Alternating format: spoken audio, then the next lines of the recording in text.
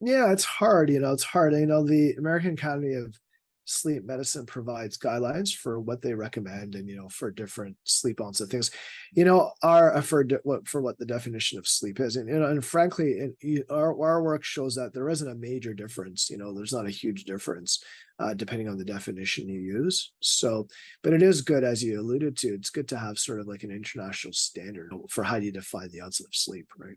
We have a norms paper published in the Lancet Respiratory Medicine a few years ago looking at normal sleep study, like overnight sleep study parameters. This was a daytime sleep study parameter. The multiple sleep latency test, MSLT, was the daytime test. So we're looking at other potentially other publications for other daytime tests and other forms of sleep testing. That would be a good next future step of research.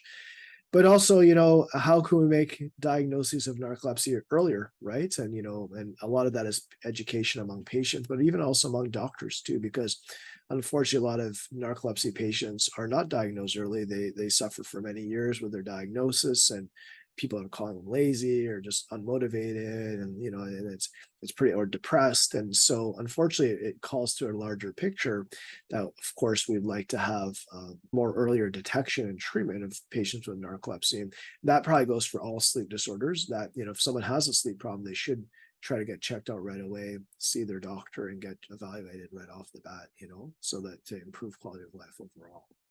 There is a stigma attached with narcolepsy because people are just sleeping, right? So it seems like, oh, this person's lazy, or they stayed up all day, or they're not focused. But the truth is that it's a disease. Just like if someone walks into a room with a broken arm, we're not going to say, oh, that person, they're we're not going to think less of them with a physical ailment, but with a physical ailment that manifests as sleepiness.